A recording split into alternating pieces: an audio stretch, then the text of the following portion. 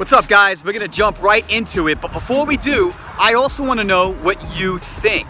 Leave a comment in the description section below and tell me, what do you think about aliens, UFOs, and in light of Scripture? Now, without further ado, I give to you Dr. Sam Lamerson of Knox Theological Seminary on his lecture of UFO, aliens, and the Bible. Enjoy.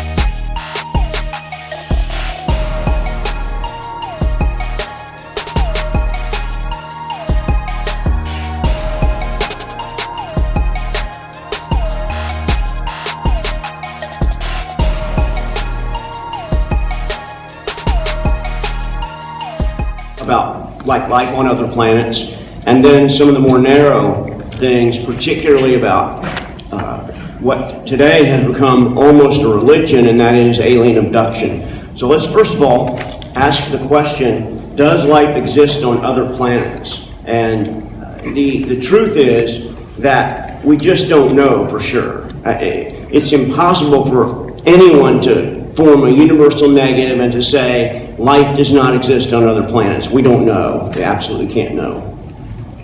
But it's interesting that if you look into church history and search some of the early church fathers, they will talk about sort of a notion of other worlds, and they'll talk about the possibility that God may have created other worlds.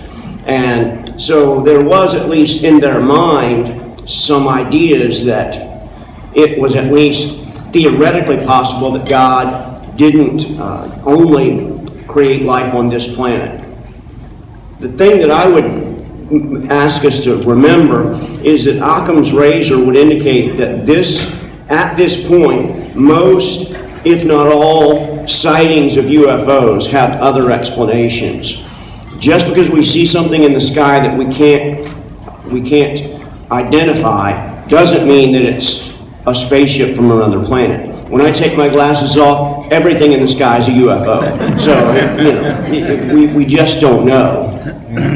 There are some sightings and some events that are more questionable than others, but at this point I'm not convinced, based on Occam's razor, and I'm sure you all know it, but Occam's razor essentially says that we shave down the possible explanations, and that in essence, the simplest of the explanations is more likely to be the true one. That is, when we see a light in the sky, it's much more likely to be a plane than it is to be a spaceship from another world landing on the White House lawn.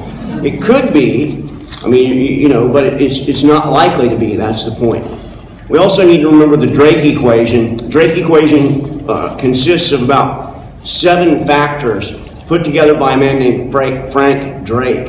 And Drake essentially put together these factors like, has there been radio contact? There are all kinds of factors. One of them is the number of inhabitable planets in the universe. The problem is that we just don't know. And so anytime that you use that kind of an equation, you're making certain assumptions, and you can make those assumptions either better or worse for whatever conclusion you want to get. And then there's the Fermi Paradox.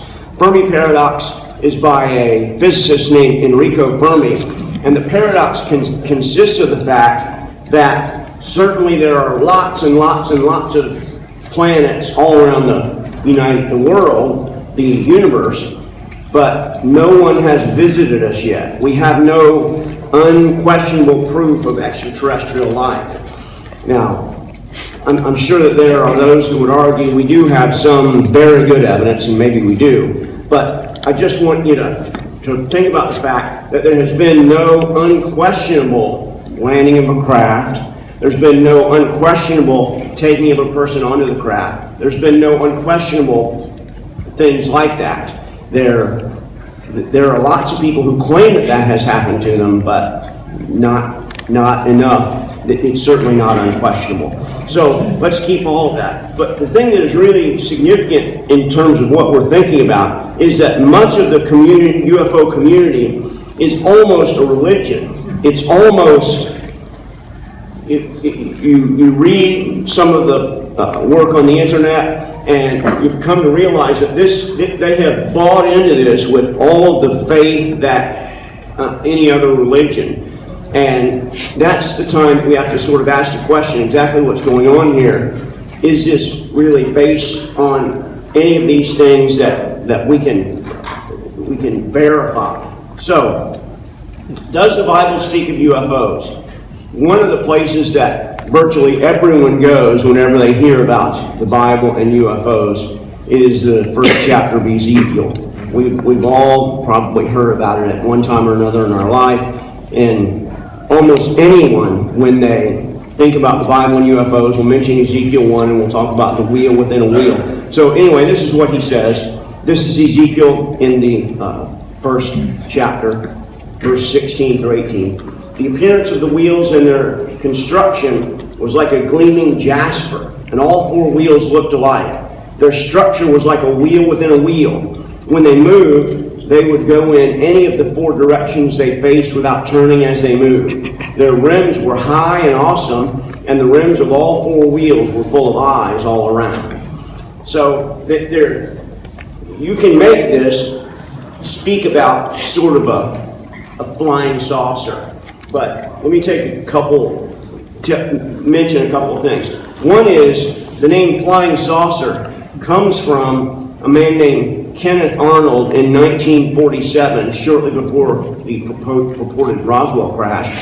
And he said that he saw these craft and they were skipping along like a saucer. And he didn't mean that they were necessarily looked like a saucer. He only meant that they skipped along like a saucer on water, like on the air. So it's very interesting to realize that very often these kinds of ideas are very, very molded by current culture. And so the idea of an alien has been very much molded into a little gray person with big eyes and a big head and all of that.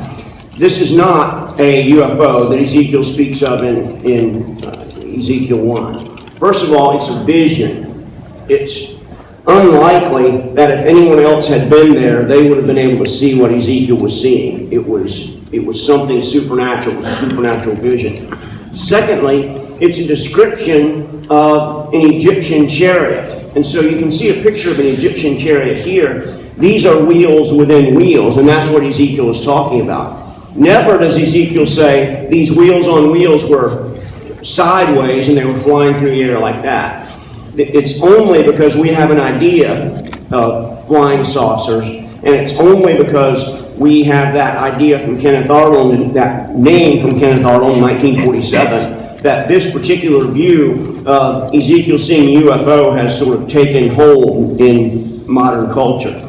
You won't find this being purported to be a UFO before the Kenneth Arnold incident. If you go back into church history, no one will say that Ezekiel is seeing some kind of a UFO, because they didn't have those kind of categories, and they realized that Ezekiel was talking about a chariot wheel. He talks about the chariot earlier in the passage, and he talks about the chariot wheel.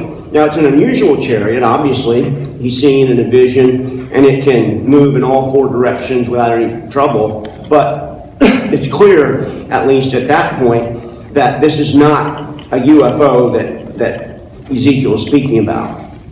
And so I think that it's fair to say that what the modern culture thinks of as UFOs is not really spoken about in the Bible, and that extraplanetary beings are not spoken of in the Bible. I will say that all of us believe in extraterrestrials, in the sense that any being that didn't originate on Earth is an extraterrestrial. So we have extraterrestrial angels, extraterrestrial saviors, extraterrestrial evil beings. All of those things exist without any question. So the question is, in modern culture, J. Allen Hynek was a physicist who was a skeptic for much of his life. And then, as a result of one particular case, he became a believer. And Hynek separated UFO sightings into, in his case, three kinds of encounters. There were close encounters of the first kind, and close encounters of the second kind, and then the very famous close encounters of the third kind, where you actually saw the landing of the ship. Now there are close encounters of the fourth kind, when the aliens take someone aboard a ship. And there are lots of people in the United States, and indeed all over the world, who believe, sincerely believe, that they have been abducted by some kind of a space alien and taken aboard their ship. And this is a passage that is sometimes used by those who think that this kind of thing is really going on. In Job, there's this description of sort of a nightmare, sort of. In the troubling thoughts of dreams in the last night, when a deep sleep falls on men, a trembling gripped me and a terror, and made my bones shake. And then a breath of air passes by my face. It makes the hair of my flesh stand up. It stands still, but I cannot recognize its appearance. An image is before my eyes, and I hear a murmuring voice. That would seem to be something like what many people claim happens when they are the victim of an abduction. And so we ought to at least recognize that this passage speaks of a terror that comes at night. Now, exactly what that terror is sometimes hard to tell, because Job is poetic, and it's sometimes exactly hard to tell what he's thinking about. And so we might ask, what accounts for the abduction experiences in our culture? If you were to Google UFO abductions, you would find probably thousands of people who would claim that they have been abducted by aliens. They might claim that the aliens impregnated them and then took away the baby. Some of them would claim that the aliens harmed them in particular ways, and they have scars from that. So there are all kinds of claims like that. And I want to lay out what I think there's no one answer to this question. I think that's sometimes the problem, that those who try to find an answer are looking for one answer to all of the abduction experiences, and I don't think that works, because there are a variety of answers, and I'm going to give you 3 or 4 or 5 today. One of them, the most obvious one, is mental problems. Sometimes people don't take their medicine, or some other physical problem that they have causes them to believe things that just aren't true. They are what is called fantasy-prone individuals. And so I don't know how large or small the percentage of these people would be, but I would say that virtually all of us would agree that some people claim things and believe things that aren't really happening. A second kind of account for the abductions are hoaxes. There are people who hoax things. This is the latest huge hoax. This was very, very important over the last couple of years. The claim was that the UFO that crashed at Roswell had beings inside the craft, and that these beings, one of them lived, and the government took control of them, and several of them died. And you've probably heard of at least some of that. There's a whole mythos around Roswell. And the Roswell crash happened on July the 3rd, 1947. And so last July was, I think, the 50th anniversary or the 60th anniversary, whatever it was. And there's always a gigantic, the whole town just fills up. It's like, that's their economy, is the Roswell experience. And so there's all kinds of things there. The McDonald's look like, spaceships. It's just, that's their reason for being. So anyway, there was the argument that these particular slides showed actual pictures of some of the dead aliens from Roswell. And there were more slides than this. There were experts who claimed that they had examined the slides and that these slides actually came from 1947, and it went on for a while. And you can read one of the books that I'll mention at the end has a whole chapter on the Roswell slides hoax. But the point that I wanted to make is that there are some people who derive pleasure from nothing more than causing other people to waste their time looking at things that they've created. I mean, that's why viruses exist on computers for the most part. People derive pleasure from nothing else than destroying other people's stuff. This is destroying other people's time because these hoaxes are made. And it's not just in the UFO community, but it happens a lot in the UFO community. So that's at least some of what could cause the abduction experience. Here's a third one, and this is the government. Now I know that you're going to think I've gone off my rocker here when I say the government may be causing some of this, but I want us to think a little bit about some of the things that we know the government has done in the past. First of all, we know that they lied about Roswell. That's a fact. It's an established fact. The Air Force has 3 different explanations for what happened at Roswell. And my guess is that there was something not good going on there. It wasn't just an experimental craft.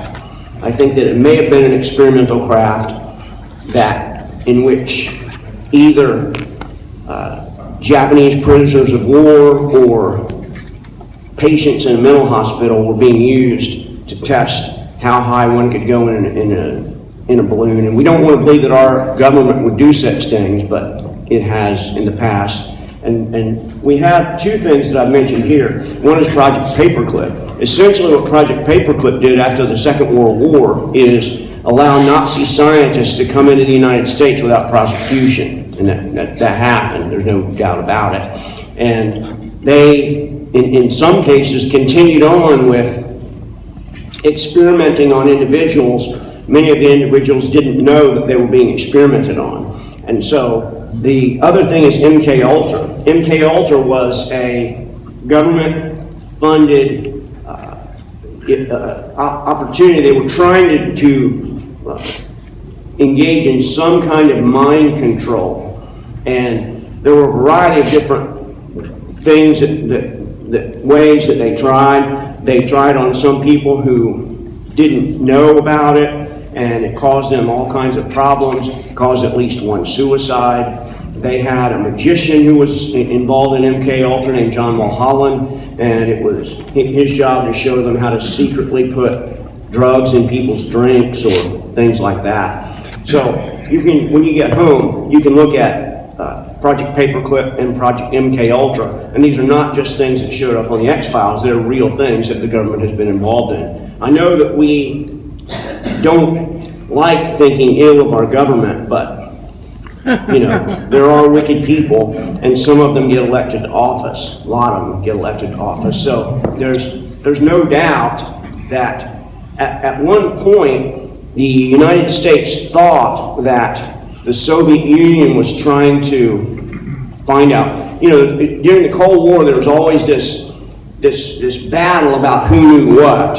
And the Soviet Union would hear that we had some kind of mind control, and they were afraid, and we would hear that they had some kind of mind control, and we were afraid, and all that kind of thing went on. And then you get someone like Uri Geller, as he likes to be called, coming along and claiming that he has all this ability to bend silverware and do all that kind of thing. And it creates this, at least idea at large, that some people can do these incredible things with their mind. Uri Geller can't do anything incredible with his mind.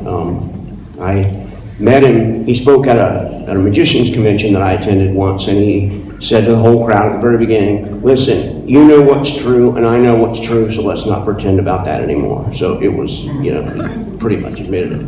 But there's no doubt that certain wings of the government have been involved in doing things, the sort of things that they shouldn't do. Another thing that accounts for abduction experiences, and by this I don't know that the United States has ever actually engaged in convincing someone they had an abduction experience, but it wouldn't surprise me. What accounts for abductions? This is probably, out of these that I'm giving you, this is probably the largest one of all, and that is false memories. If you Google or do any research on abductions, you'll find that there are certain people who are sort of the leaders of the abduction movement. One of them is not alive anymore, but his name was Bud Hopkins. He was an artist, and he, for whatever reason, became convinced that these abductions were really taking place, and he wrote a book called Missing Time that was on the New York Times bestseller list. This is back in the 80s. And he wrote a variety of books about abductions. And he would often have people in his house in New York City, and they would, gather around, and he would often hypnotize them. And the problem, what we have come to realize, is that very often memories that are created under hypnosis become more real than a real memory. There used to be this idea that we had that our memory was almost a film record, and that if we could access it, we knew everything. That's not believed anymore. And so the idea was that under hypnosis, you could get back to those memories that you had somehow forced away. What we've come to realize is that often the hypnotist will lead a person into the story about abductions or monsters or something like that, and that when they come out of that abduction, those memories are more real than if the event had actually happened. And so at that point, you can't back out of it. You've got that memory, and you truly believe that you've been abducted by some kind of a space alien, and there's no way to back out of it at that point. It's a real memory, and you really believe that happened.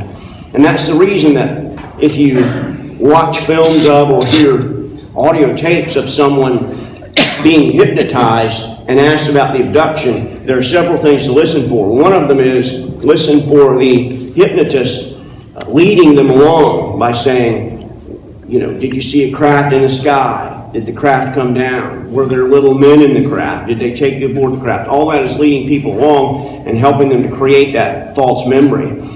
The second thing to realize is that almost no one who engages in abduction research is a real scholar or a trained hypnotist. It's very, very rare to find someone who's actually been trained in hypnosis engaging in this kind of behavior. For the most part, there are people who've learned hypnosis out of a book or something, and their claim will be, I've hypnotized over 100 people.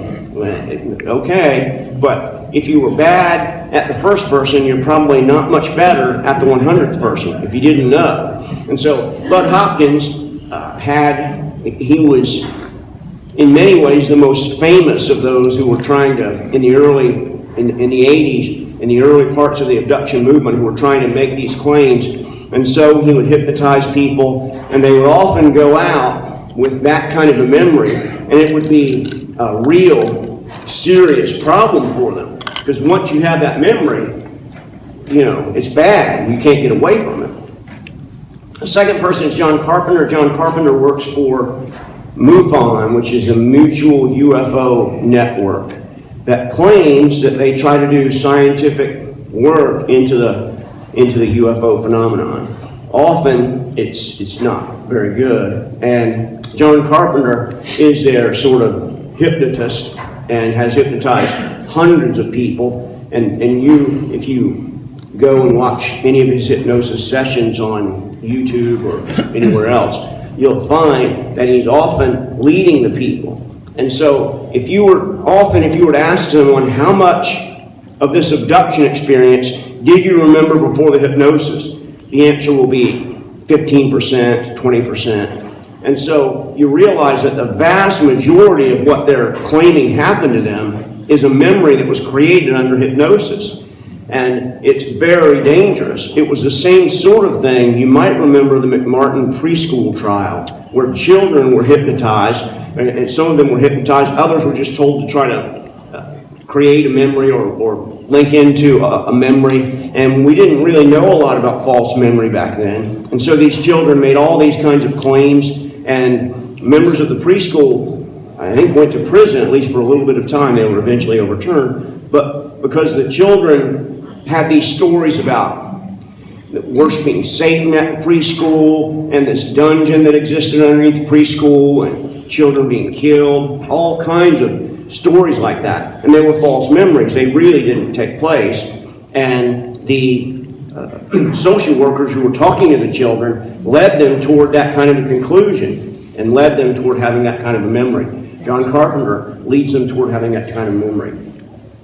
Dr. David Jacobs is one of the few what we might call academics in the field. He has a PhD, and he taught history at, I want to say the University of Michigan, but that may not be right. He taught history at a legitimate school, and his idea is that the UFOs are not our space brothers. They're not here to help us, but that they are interplanetary, and they're here to harm us, and they're here to take over the whole world. And so Jacobs hypnotizes people over the phone and sometimes by text, and and creates in them these memories that at the end of the day the people start, they start thinking, I'm going crazy. I have these memories, they seem to be real, but they can't be, because I know that aliens are not out here all the time. And Jacobs would claim that he was getting emails from some of the aliens and texts from some of the aliens, evil aliens, and he's still around. There's a very, very dark issue with David Jacobs and a girl named Emma. I won't go into it, but you can read about it if you want. But Jacobs has been pretty much shunned by a lot of the UFO community for some of the things that he did. And then there's a girl named Barbara Lamb, a lady named Barbara Lamb, who also hypnotizes. And the reason that I wanted to sort of give you some of these is that it's interesting that every one of them who hypnotizes finds exactly the kind of people they would expect. So when Bud Hopkins hypnotizes people, the angels the aliens are our friends, and they're here to help us. They just don't know exactly what helps us and what doesn't. When David Jacobs hypnotizes people, he finds the aliens are terrible, they're mean, they're awful, they're here to harm us, they're here to take us over, take over the whole world and destroy everything. When Barbara Lamb hypnotizes people, she finds the abductees are women who were pregnant, and yet the aliens have taken away the baby at maybe 6 or 7 months or something like that. And so the interesting thing, of course, is that they're all finding exactly what they're looking for. David Jacobs doesn't find someone where the aliens are friendly, and Barbara Lamb doesn't find the evil aliens like David Jacobs does. She finds the aliens who are trying to take away a person who was pregnant. And there are tests today. There's another scholar named Dr. Tyler Copejohn, and he is a legitimate scholar, and he's willing to step into these issues. There are very, very few scholars who are willing to step into these issues for fear of being branded as a nutcase and their whole academic career going sideways. Taylor Copejohn, though, has pointed out that there are tests, non-invasive tests, that can tell whether or not a person was ever actually pregnant. Another thing that Barbara Lamb claims is that there are alien hybrids, that they cause a woman to get pregnant, then they take the baby, they grow it up in these big tubes, and then they send them back to the earth as an alien hybrid. And so there are a lot of people walking around who claim to be an alien hybrid, but they won't take a DNA test. There are people who claim their child was stolen from them by an alien, but they won't take the test to confirm that they at one time had been pregnant. And the test can tell, according to Dr. Copejohn, up to about 10 years ago. So my point is that all of them find exactly what they're looking for. So whenever we're dealing with this kind of hypnosis, we have to be very careful, because research has found that hypnotically refreshed memories combine fact and fiction. Even under the best of circumstances, they combine fact and fiction. It's interesting that memories that are recovered by hypnosis are not allowed in court, because the hypnotized person can be let it on. Hypnosis can sometimes boost recall, but for the most part, it contaminates the memory with false recollections. And it even increases, and this is the danger, it very greatly increases one's confidence in those false memories. And so, after 2 or 3 hypnosis sessions with someone like David Jacobs, you're convinced that aliens are coming into your room at night, they're taking you away, they're stealing things from you, and they're trying to overtake the world. And so, without meaning to, the hypnotist can influence the memory with their questions, and that's what's really significant here. And so I think a large part of those who are claiming to be abducted by aliens, that's what has happened. They've been contaminated by bad use of hypnosis. But I want you to know that I'm a supernaturalist. I believe that we live in a world here that we can see, but there is an invisible world. And in that invisible world, there is the evil one. And the evil one, the text tells us, the evil one walks around to see what he can do against us. That's why Peter says, be sober and alert. Your enemy, the devil, like a roaring lion, is on the prowl looking for someone to devour. And the reason that I think that the evil one may be responsible for some of this is that, remember C.S. Lewis's line, the greatest trick the devil ever pulled was convincing someone that he didn't exist. And it's easier for our culture to believe in science than it is to believe in the invisible. And it's better for the evil one to have us believe in science than to believe in him. And so that's the reason that when the evil one engages in this kind of behavior, that he may very well be very glad that it's given to the credit is given to the UFOs. But I want us to realize that there are evil beings that are around us, and that they do engage in some evil behavior. This is a very controversial passage of Scripture. I'll tell you that up front. I'll tell you that there are people who don't agree with me in my interpretation of it, but they're just wrong. That's you tell them. People say you always think you're right, and I say everybody always thinks they're right. Otherwise, they change their mind. That's a crazy idea. Of course, I do. But this is a passage, you've heard of it. In Genesis 6, it's pre-flood. The sons of God saw that the daughters of humankind were beautiful. Thus they took wives for themselves from any they chose. So the Lord said, my spirit will not remain in humankind indefinitely, since they are mortal. They will remain for 120 years.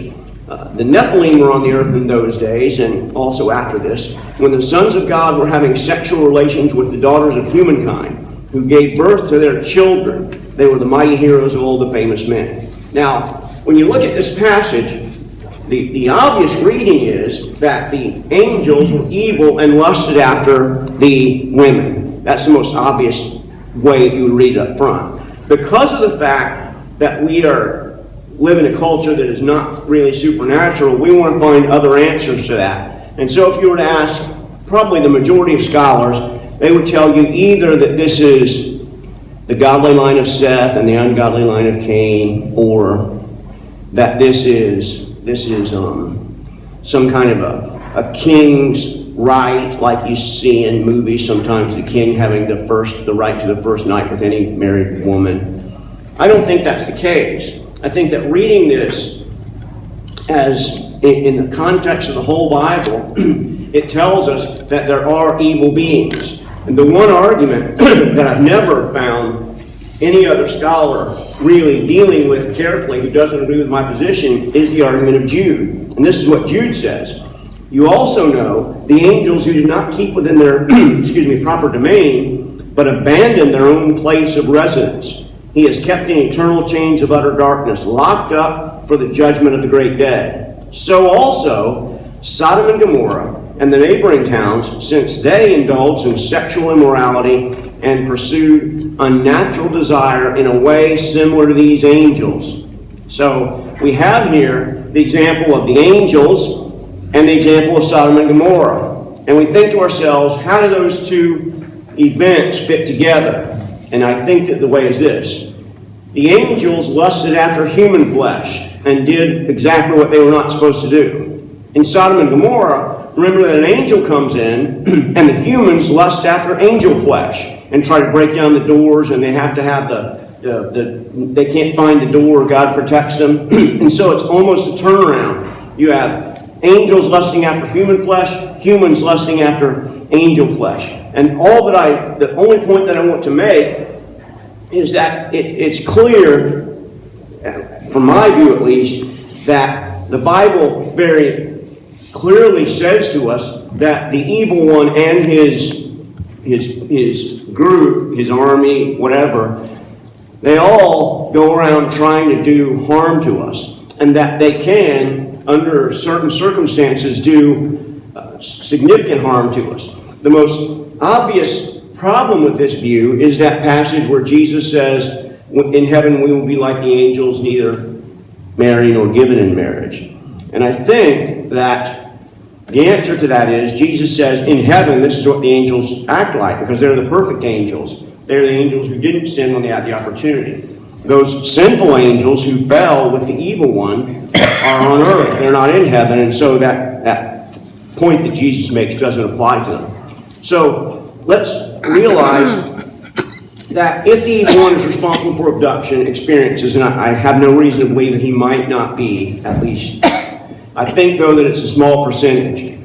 I think that we should come to realize that lots of people claim that all kinds of things are going on, and often there are other answers to them, other answers to the issue instead of a spiritual attack. If you or someone that you know feel like you're being attacked by the evil one, there's really only one hope. And the hope is Jesus Christ, who has put all powers and principalities under his feet. Amen. There is no answer to the problem of evil apart from the death and resurrection of Jesus Christ.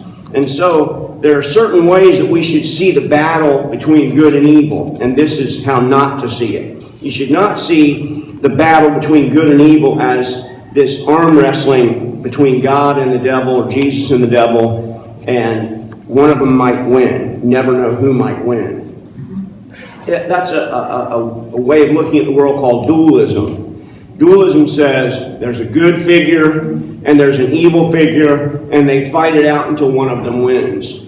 That's not the God of the Bible. That was the problem with these. Back in the 80s, there were these novels about spiritual warfare. And the problem was that in order to be good novels, they had to be dualistic. You never knew for sure whether God was going to win or the devil was going to win. Well, that's, I guess, all right for a novel. It's not a good view of the universe. It's clear that the Scripture is very clear in telling us that if we feel as if we are being battered by spiritual forces, then there's only one hope, and that is to realize that Christ has won the victory for us. That at the death and resurrection of Christ, all of whatever evil forces were able to harm us have been put down. And it was Luther who said, yes, the devil exists, but he's God's devil.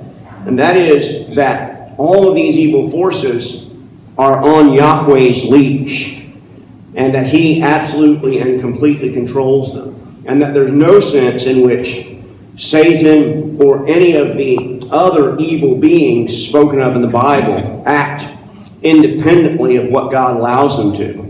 And that if there's one thing we learn from the book of Revelation, and there's always people trying to tell us about the next event from the book of Revelation. If I had to say what the book of Revelation is really about, it's about the fact that God wins in the end. And that there's a wedding, which is indicative, Aristotle says, of a comedy.